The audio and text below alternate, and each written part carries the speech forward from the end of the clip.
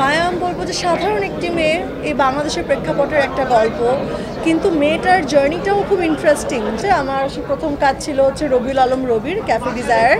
এটা আমার দ্বিতীয় কাজ রাহান রাফির সাথে, এবং it was a pleasure working with Rafi. He is an excellent maker এবং অসম্ভব অর্গানাইজড এবং ভীষণ ইনভলভ। আমরা এই কাজটা করতে যাওয়ার অনেক কিছু শিখতে পেরেছি, এবং এই জার্নিটা আমার জন্য মায়া স্পেশালি, মানে মায়া ক্যারেক্টারটা আমার কাছে অলওয়েজ অনেক অনেক স্পেশাল হয়ে থাকে। ফির সাথে কাজ করার অভিজ্ঞতা অসম্ভব ভালো ছিল।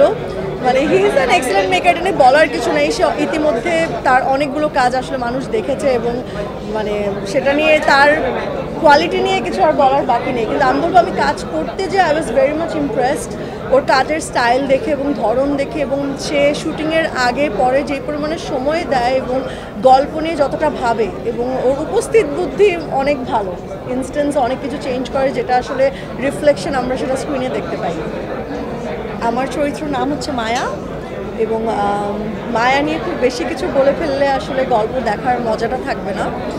কিন্তু মায়া আমি বলবো যে সাধারণ একটি মেয়ে এই বাংলাদেশের প্রেক্ষাপটের একটা গল্প, কিন্তু মেয়েটার জার্নিটাও খুব ইন্টারেস্টিং। যে পদে পদে তাকে নিজেকে কীভাবে চেঞ্জ করতে হচ্ছে, এবং তার জীবন যুদ্ধে যেই চ্যালেঞ্জেসগুলো আসছে সেগুলো সে কীভাবে ফেস করছে, এবং আলটিমেটলি যে আসলে এই গল্পে একটা মেসেজ আছে, সেই মেসেজটা আমরা এখনই রিভিল করতে চাই না। এটা আসলে গল্প দেখার পরে আমরা আসলে সেটা নেব। আমার মনে হয় অনেকেই এই গল্পের সাথে মিল খুঁজে পাবে, নিজের জীবন থেকে না হলেও তার আশেপাশে কোনো ফ্যামিলি বা পরিচিত কেউ বা কোনো না কোনো একটা অ্যাঙ্গেলে কিছু না কিছু মিল আমি শিওর খুঁজে পাবে। আমার মনে হয় যত বেশি কর্মক্ষেত্র বাড়বে আমাদের আর্টিস্টদের জন্য, ডিরেক্টরদের জন্য সেটা ততটাই সুখের সংবাদ এবং খুশির সংবাদ। কারণ যত কাজের মাত্রা বাড়বে তত আমাদের এক্সপেরিমেন্ট করার আসলে উপায় বাড়বে, এবং আসলে সবগুলো প্ল্যাটফর্মকে অনেক ধন্যবাদ।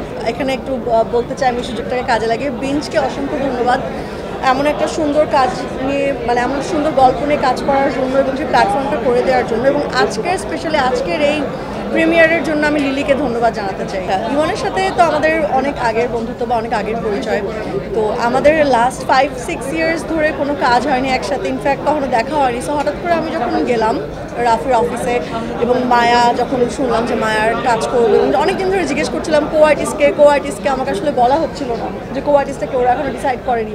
ফাইনালি যখন জানতে পারলাম যে ইমন, আমিও খুব সারপ্রাইজড হয়েছিলাম, but it was A pleasant surprise, এবং ভীষণ ভালো লেগেছে অনেক বছর পরে আবার একসাথে স্ক্রিনে আসতে। দর্শকদের জন্য বলতে চাই, প্রথমে দর্শকদের জন্য অনেক অনেক ভালোবাসা। আপনাদের ভালোবাসার কারণে আজকে আমি এখানে, এবং আমরা আসলে সবাই অনেক পরিশ্রম করেছি এই কাজটার জন্য, এবং আমরা আমাদের সর্বোচ্চ চেষ্টা করেছি। আপনাদের সবার কাছে আসলে রিকোয়েস্ট থাকবে আপনারা বিঞ্জ ডাউনলোড করবেন এবং মায়া দেখবেন, এবং অবশ্যই আপনাদের রিয়াকশন আমাদেরকে জানাবেন। ধন্যবাদ।